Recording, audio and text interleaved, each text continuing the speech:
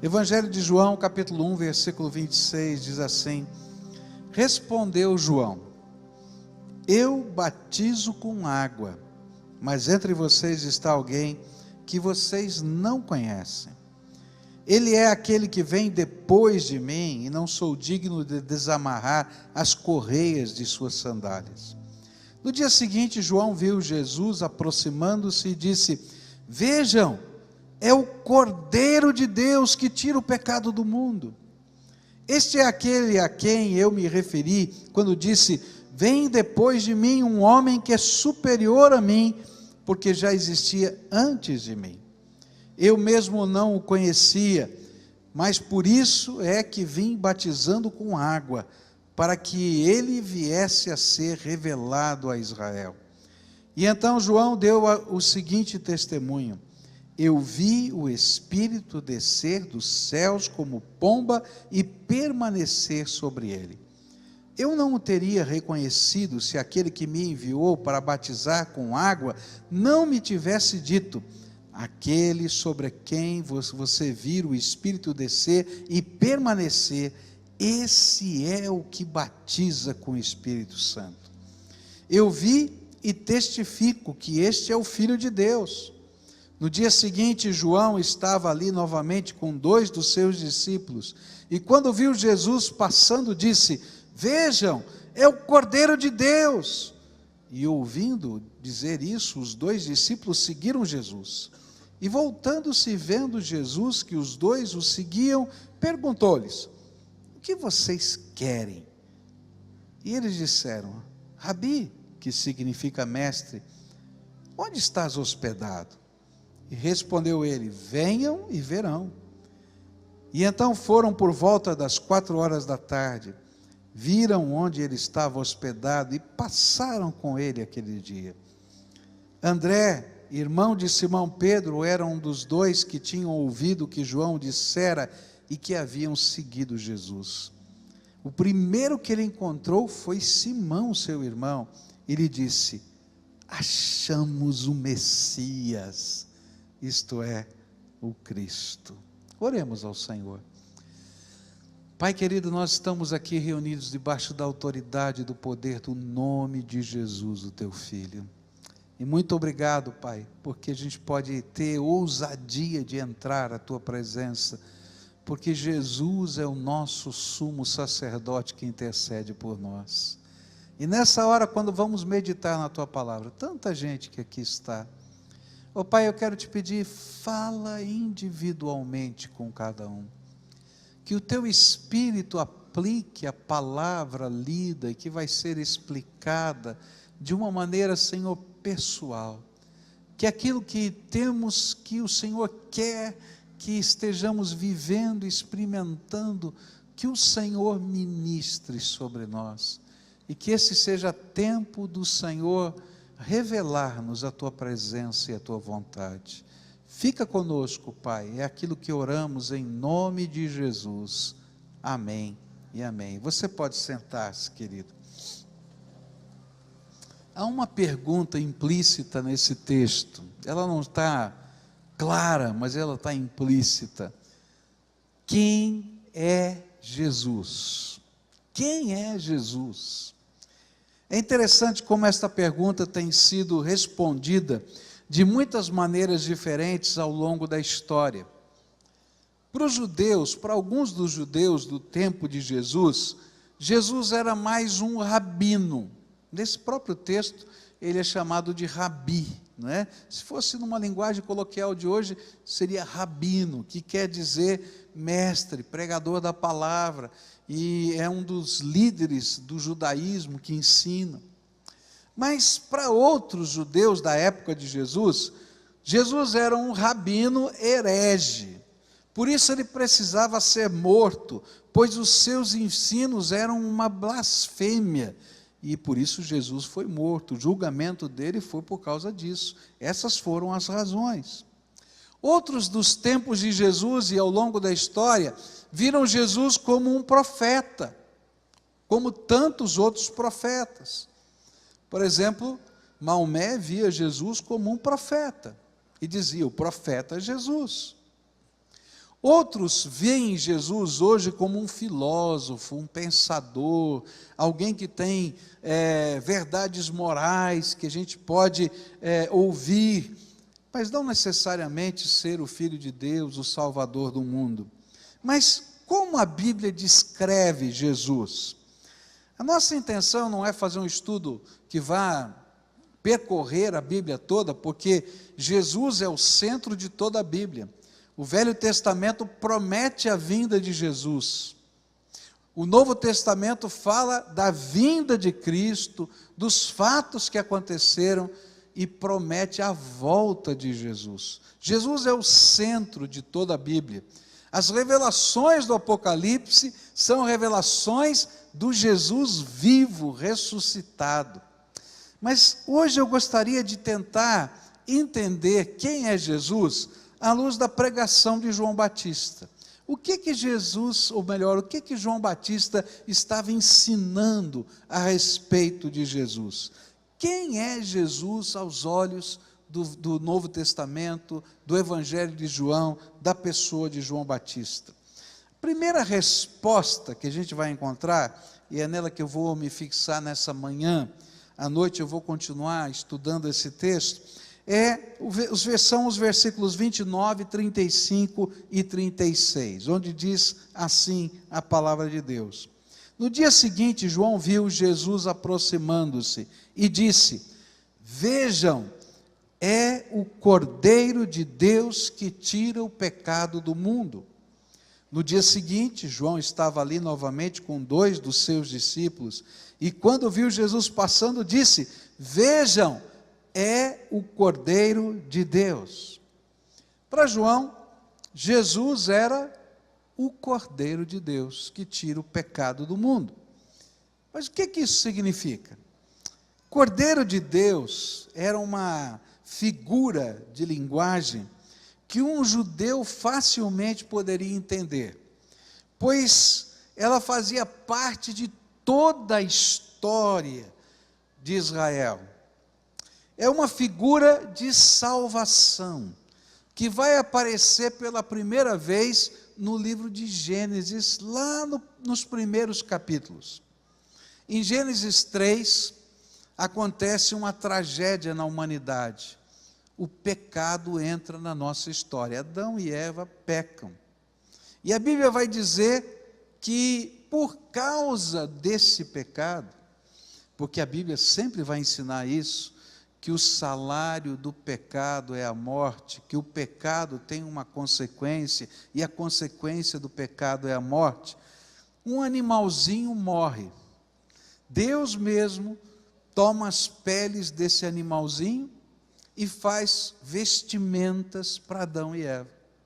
No capítulo 4 do livro de Gênesis, vai aparecer pela primeira vez um culto na Bíblia. E aí nós vamos encontrar 2 irmãos celebrando um culto. E de alguma maneira fica implícito nesse texto que Deus já havia revelado a forma de se apresentar a ele. E lembra que eu falei que ninguém podia se apresentar de mãos vazias? E essas mãos vazias tinham a ver com o Cordeiro de Deus, que tira o pecado. E aí então, Abel ofereceu uma das suas ovelhas em sacrifício, e diz a palavra de Deus que esse sacrifício foi aceito, mas Abel fez do jeito dele, e ofereceu o fruto da sua terra, na verdade, o melhor da sua terra, mas Deus não aceitou. Por quê? Porque o salário do pecado é a morte, e o Cordeiro de Deus, que era um símbolo, não era um animalzinho que tirava o pecado, mas ele estava lá já na história como um símbolo de uma promessa, de que um dia Deus providenciaria um meio para que os nossos pecados pudessem ser perdoados. E então aquele cordeirinho estava lá, para ensinar para a gente que isso ia acontecer. Cordeiro de Deus que tira o pecado do mundo. Esse é o ensino, esse é o contexto. E aí a gente vai encontrar essa história da salvação sendo explicada ao longo do tempo. E a gente vai encontrar, por exemplo, a história de Abraão e de Isaac. todo judeu conhecia a história de Abraão e Isaque. Todo mundo sabia. E um dia, Deus dá uma ordem muito estranha para Abraão. E essa ordem dada para Abraão, ela na verdade era uma prevenção a outro tipo de pecado que estaria acontecendo no meio daquela terra no futuro. E essa ordem era que ele pegasse Isaque e levasse até uma montanha, exatamente a mesma montanha onde o templo de Israel seria construído muitos anos no futuro, e sacrificasse o seu filho para Deus. Isso era uma prática que acontecia em vários cultos naquela região, e Deus abominava essa prática. Por isso ele queria ensinar uma lição para Abraão, não queria que ele sacrificasse o seu filho. E ele vai então levando o seu filho já era grandinho o suficiente para entender, e o filho vai conversando com o pai, e diz assim: papai, eu estou vendo aqui o cutelo, estou vendo aqui a lenha para o fogo, mas onde está o cordeiro? E aí Abraão dizia para ele: Deus proverá. Deus proverá. Chegam em cima da montanha, lembra da história? O pai amarra Isaque em cima do altar, e ele pergunta: onde está o cordeiro? Deus proverá. E quando ele levanta o cutelo, Deus grita do céu: pode parar, Abraão. Eu não quero que você faça isso com o seu filho, nem que os seus descendentes nunca mais pensem em fazer isso com seus filhos.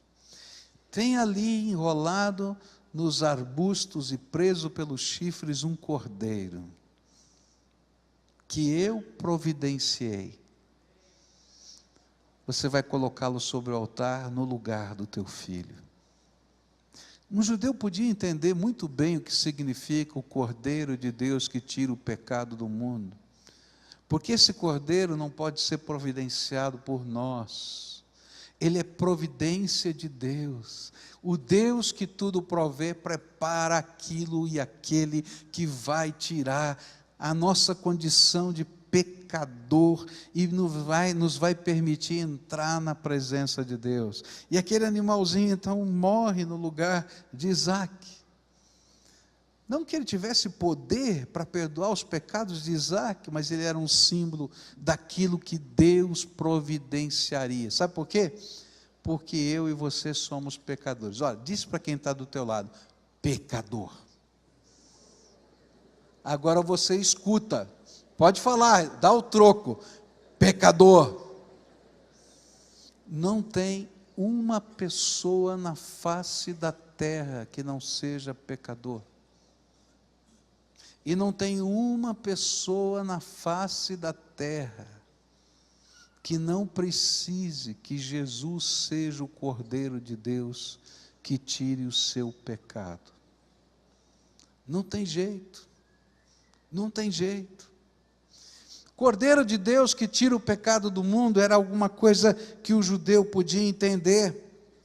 Por isso, na história de Israel tem várias cenas que marcam o sentido disso. Uma das cenas mais tremendas é a cena de quando os judeus são livres, são salvos da escravidão do Egito. Você lembra da história?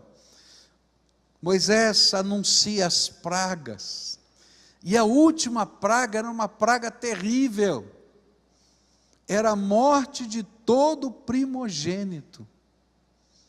Todo primogênito, fosse de animais, fosse de pessoas, morreria naquela noite, pois o anjo do juízo de Deus passaria por sobre a terra. É isso que a Bíblia está dizendo. Esse era o contexto. Mas Deus deu uma ordem tremenda. Falou assim: você vai pegar um cordeiro, esse cordeiro vai chamar Cordeiro da Páscoa, você vai sacrificar esse cordeiro, vai pegar o sangue desse cordeiro e vai pintar o umbral da porta da sua casa. E todo mundo que estiver dentro da casa fazendo a refeição da Páscoa em adoração a mim, em obediência ao que eu estou ensinando. O anjo do juízo vai passar por cima da casa. A palavra Páscoa na língua hebraica significa saltar, pular, passar por cima. Um judeu podia entender o que significava o Cordeiro de Deus que tira o pecado do mundo, o Cordeiro de Deus que simboliza a Páscoa na nossa vida, porque quando o sangue de Jesus, que foi vertido lá na cruz do Calvário, ele lavou o meu coração, lavou a minha alma, ele deixou dentro de nós uma marca preciosa, a marca da graça. E no dia do juízo, quando o anjo do juízo de Deus vier para julgar toda a terra, julgar cada ser humano, e quando ele começar a fazer essa separação, a Bíblia diz que ele vai saltar, ele vai pular, ele vai passar por cima daqueles que têm a marca da graça de Deus na sua vida. Você pode entender que coisa tremenda é ser lavado no sangue do Cordeiro de Deus que tira o pecado do mundo? É tremendo. A palavra de Deus vai nos ensinar isso, e os teólogos chamam isso de justificação. O que significa isso? Você lembra, né? O salário do pecado é a morte. E você é o quê? Ah, não entendeu. Fala para ele. Pecador. Fala, pode falar. Pecador. Vocês não estão falando não acreditaram. Fala de novo. Pecador. Você é pecador, eu sou pecador. Todos nós somos pecadores. Eu estava num programa de televisão, anos atrás, discutindo com um grupo pró-homossexualismo, representante do homossexualismo, e essa pessoa muito brava disse assim: vocês religiosos nos chamam de pecadores. Eu disse: chamam mesmo. Não só você, mas eu apontei para o apresentador, ele também é pecador, ele e eu também, porque a Bíblia diz que todos pecaram e destituídos estão da glória de Deus. E só tem um jeito de a gente resolver esse problema: Jesus. Jesus é o Cordeiro de Deus que tira o pecado do mundo. Ele marca a nossa vida com o sinal da graça, a ponto do juízo de Deus não poder passar, ele não vai pegar, porque o anjo do juízo, assim como aconteceu na Páscoa, vai saltar. Olha só o que o apóstolo Paulo fala a respeito disso, em 1 Coríntios 5, versículos 7 e 8. Joguem fora o velho fermento do pecado, para ficarem completamente puros, e aí vocês serão como massa nova, sem fermento, como vocês de fato já são, porque a nossa festa da Páscoa está pronta, agora que Cristo, o nosso Cordeiro da Páscoa, já foi oferecido em sacrifício.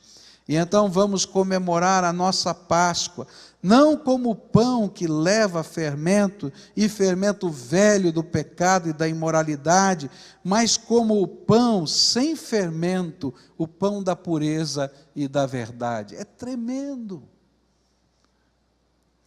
Tem muita gente que tem medo do dia da morte. Primeiro porque não tem certeza da salvação. E às vezes até acha que ter certeza da salvação é uma questão de orgulho, de vaidade, de presunção, mas não é.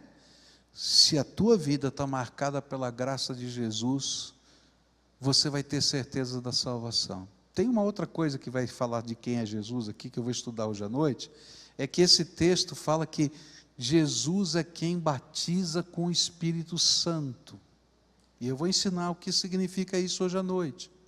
Mas uma coisa tremenda é que eu posso ter certeza da minha salvação, porque Jesus, quando põe a marca da graça e nos batiza com o Espírito Santo, o Espírito de Deus testifica, fala para o nosso espírito que nós somos filhos amados dele. E aí a gente pode ter certeza da salvação.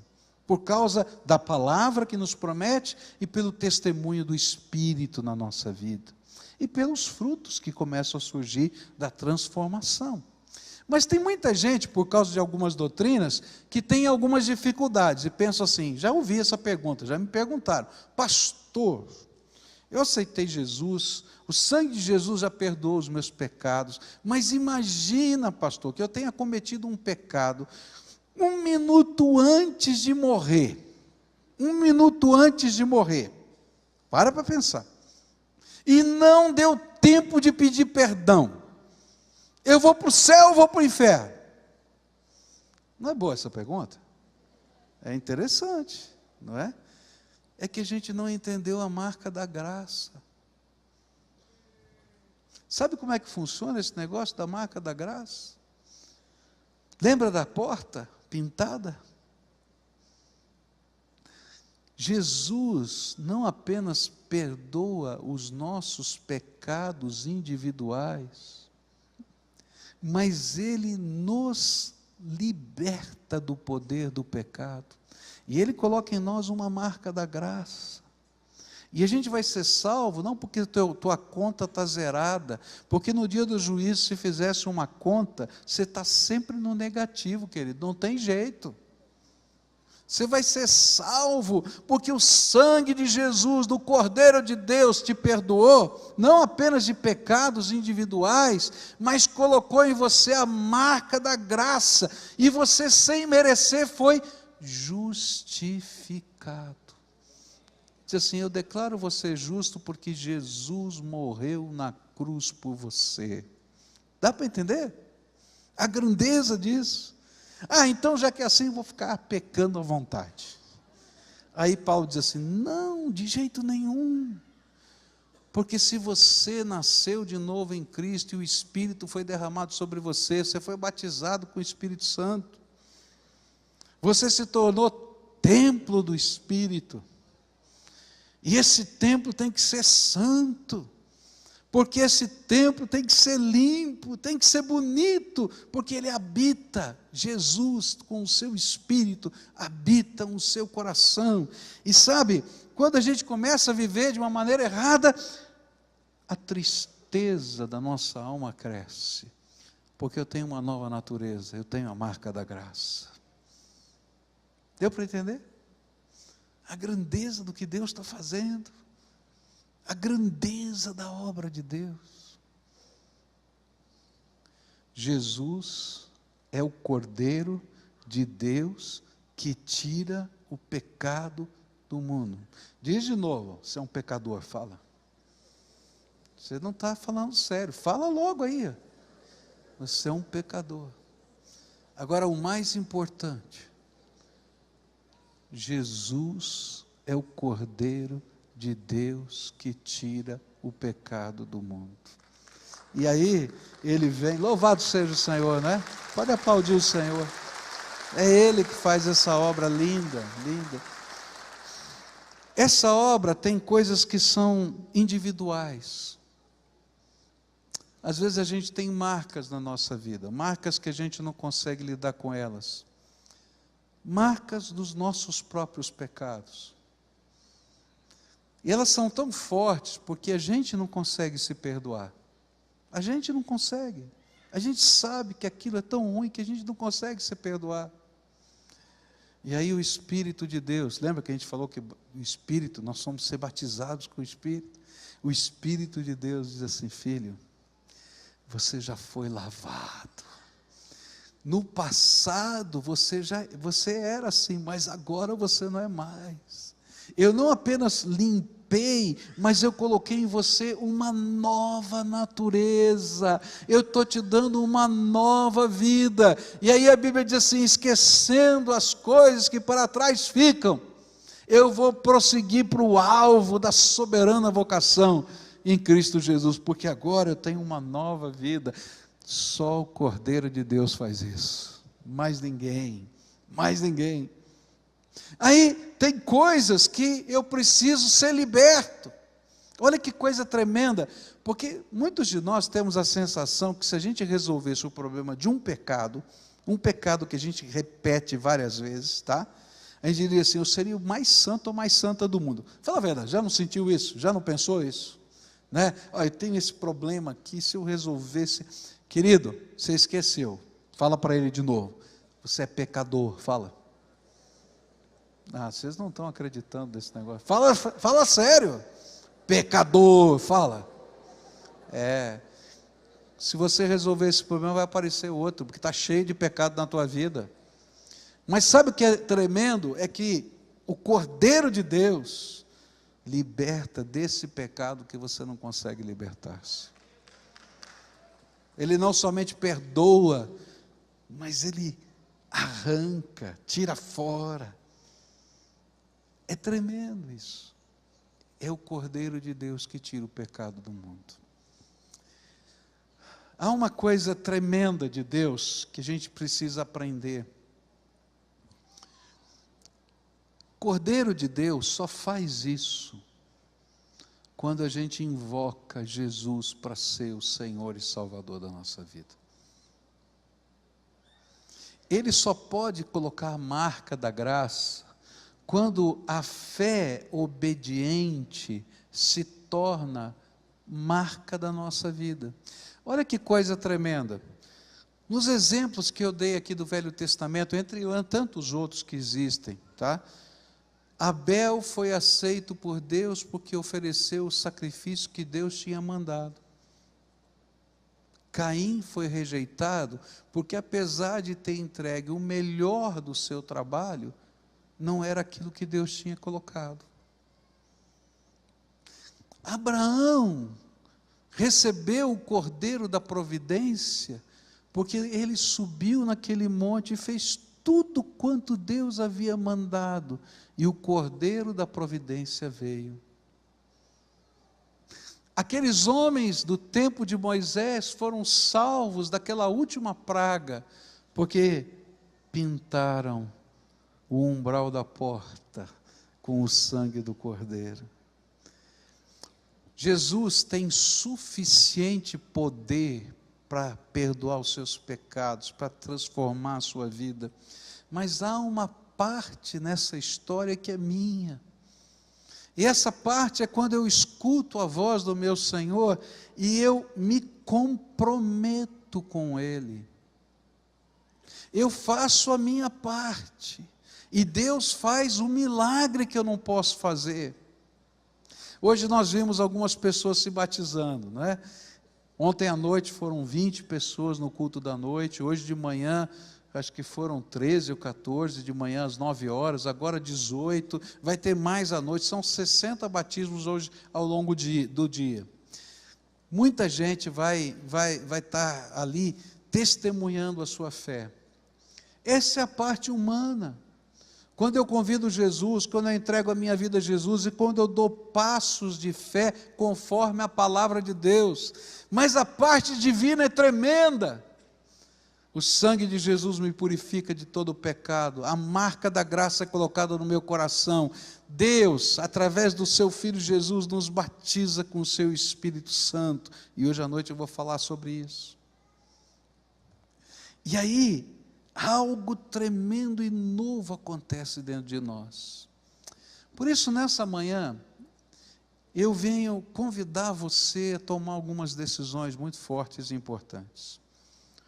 Primeira delas, eu quero dizer o seguinte: há pessoas que não conseguem ter certeza da sua salvação. Não conseguem.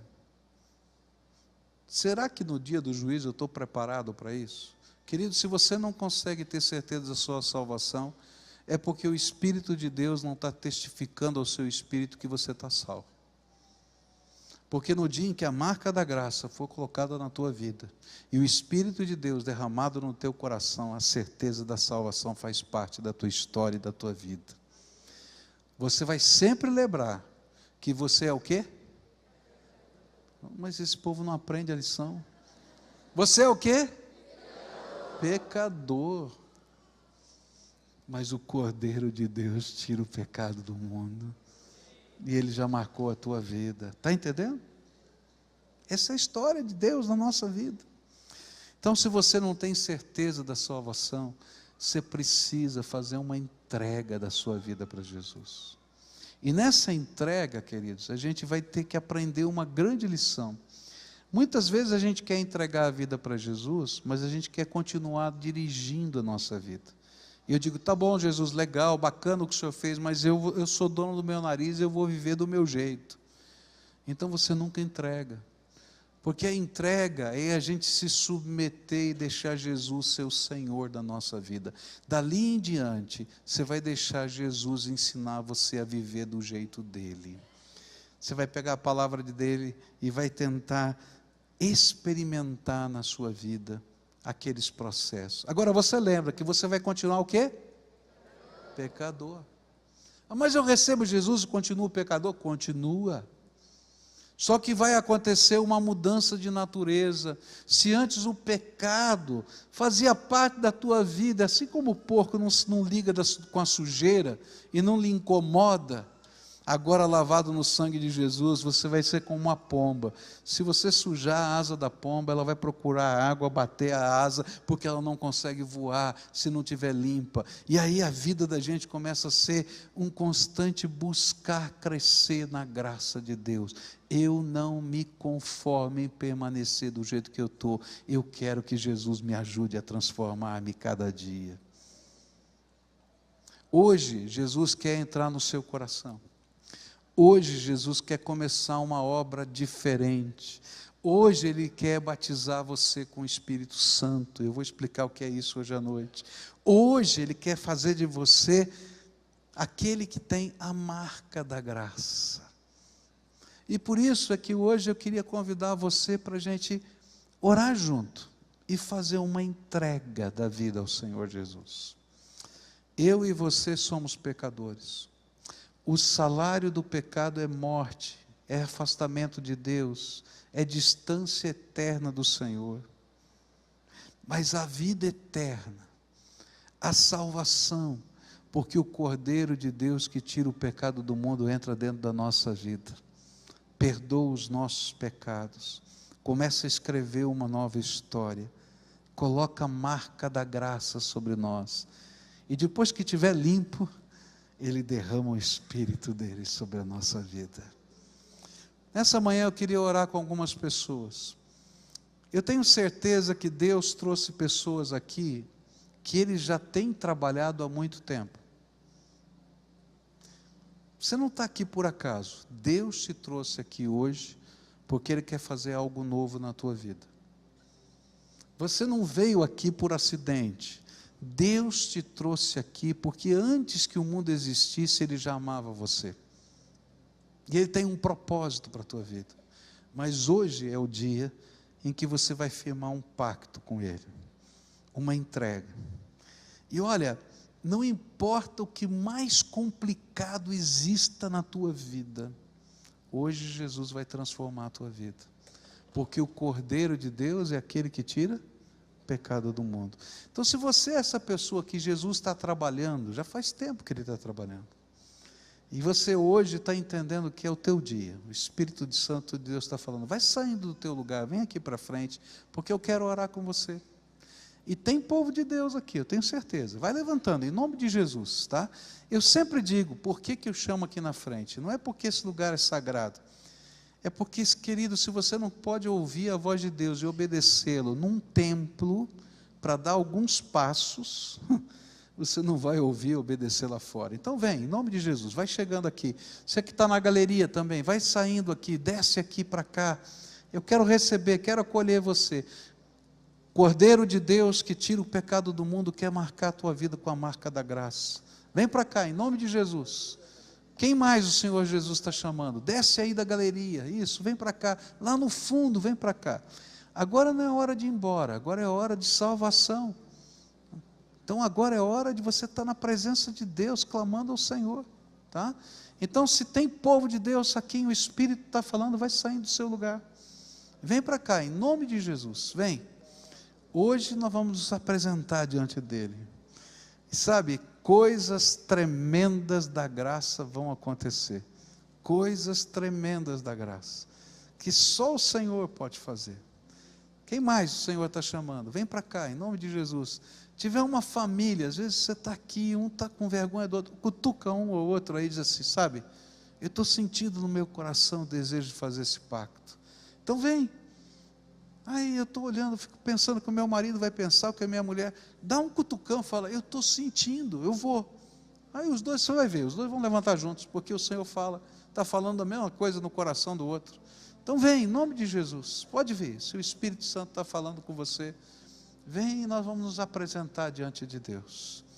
Agora, eu não quero ninguém sozinho aqui, tá? Tem pouca gente de coletinho vermelho aqui agora, tá? Então agora eu quero pedir ajuda para você, meu irmão, tá? Eu queria que você viesse dar um abraço de irmão nessa pessoa que está aqui. Acolher, só isso, acolher. Ó. Você vai só dizer, estou aqui para acolher você. Vem aqui me ajudar. Algumas pessoas vêm aqui, tá? Mas eu não quero ninguém sozinho não, tá bom? Vamos ver aqui, pode vir me ajudar aqui. Vai chegando perto para ser acolhido aqui. Me dá um sinalzinho. Quem é que não veio ninguém? Aqui não veio ninguém. Nesse canto todinho aqui não veio ninguém, tá? Então vem aqui e acolhe, tá? Tem um casal aqui, tem uma jovem aqui, tem uma senhora aqui, tem vários aqui. Pede licença aqui, vem por aqui, ó, entra pela frente assim, que você consegue enxergar mais do que se você ficar lá atrás. Vem para cá, isso. Tem muita gente sozinha aqui, vem aqui. Acolhe aqui esse povo, faz favor, ó, tem gente aqui. Isso, aqui tem gente, né? Aqui tem esse casal, não, essa mãe com a filha, é isso? É prima, que legal. Então aqui, vem aqui alguém ficar com elas aqui. Tem aquela jovem que está sozinha ali, eu não queria que ela ficasse sozinha, isso. Levanta a mão que eu não consigo mais perceber quem está sozinho aí, tá? Ó, tem aquele senhor ali, tem aquela senhora ali atrás, tá? Aí, aquela moça que está ali, ó, quem vai chegar ali naquela moça ali? Pede licença aí, isso, vem para cá. A senhora está sozinha ainda, né? Tem uma senhora aqui sozinha, não queria que ela ficasse sozinha aqui, ó.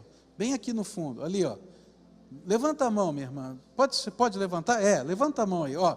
Isso, a senhora de branco. Aqui tem aqui, ó, vocês três. Tem 3 pessoas aqui na frente, que eu não queria que ficasse sozinho. Gente, levanta rápido aí, vamos lá me ajudar. Vem aqui. Eu só quero um abraço. Tá? Isso, tem uma jovem aqui, tem mais uma senhora, um senhor, isso, mais uma pessoa, tem mais, quem está sozinho aqui, ó? Vocês estão sozinhos? Ó, o casal ali está sozinho, tem um casal chegando ali também, tá? Pede licença, levanta a mão que está chegando, eles não estão vendo, isso, chegou aí, tá? Ficou alguém sozinho? Ninguém, né? Tá certo isso agora, tá? Então agora a gente vai fazer uma oração. A primeira oração é sua. Eu vou explicar o que a gente vai fazer. Se você concordar, você ora. Eu vou dizer o que você é. Você já sabe o que você é, né? O que você é? Pecador. Tá? E que vou dizer que você crê que Jesus é a única pessoa que pode perdoar os seus pecados. Você acredita nisso? Tá? E eu vou pedir para Jesus entrar no teu coração. E Ele lavar com o sangue dEle, mas deixar a marca da graça. Lembra da Páscoa que eu falei? Deixar a marca da graça na tua vida. E eu vou pedir para Ele fazer um outro milagre aqui hoje. Ele abrir as janelas dos céus e derramar o Espírito Santo sobre você. Para você ser templo do Espírito, habitação do Senhor. E Ele dá uma nova vida nessa vida. Começar algo novo pela graça de Deus. E você vai assumir diante de Deus o compromisso de ouvir a voz do Espírito, ler a palavra e tentar viver aquilo que a palavra de Deus ensina. Por que tentar? Você já sabe. Você é o quê? Pecador. Mas agora, ajudado pelo Espírito, você vai viver um dia e outro dia numa graça transformadora do Senhor. Crê nisso? Posso orar assim? Você concorda? Tá? Então você vai repetir essa oração, mais ou menos o que eu falei, tá? E você vai repetir com a tua boca, tá? Para a gente confessar Jesus como Senhor. Pode ser? Ore assim, diga assim: Senhor Jesus, eu hoje te recebo como meu Salvador. como meu Senhor. Eu sei que sou pecador. E eu preciso do teu perdão, da tua graça e de uma vida nova que só o Senhor pode dar. Amém, Jesus. Agora eu quero orar por você. Posso orar? Senhor Jesus, tu conheces o coração desse teu povo. Eles estão aqui por causa da tua palavra. A tua palavra disse, eles creram que tu és o Cordeiro de Deus que tira o pecado do mundo.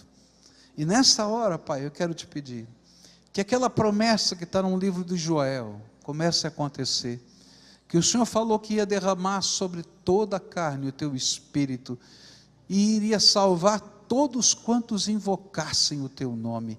E eu quero te pedir, Senhor, abre agora as janelas dos céus, e derrama o teu Espírito Santo sobre esse teu povo, batiza com o teu Espírito, Senhor, de tal maneira que eles sejam marcados com o selo do Senhor, marcados com a tua graça, e que, Senhor, comecem uma nova vida, porque eles têm um professor particular, o Senhor, que vai ensinar a viver cada dia.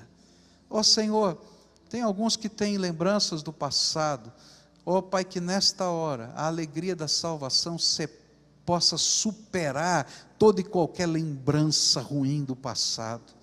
Tem alguns, Senhor, que têm medo, Senhor, de não terem a salvação, que o teu Espírito testifique ao Espírito deles, você é filho amado de Deus, comprado com o sangue de Jesus, o Salvador.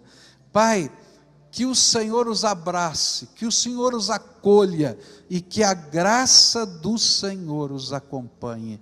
É aquilo que eu oro em nome de Jesus. Amém e amém.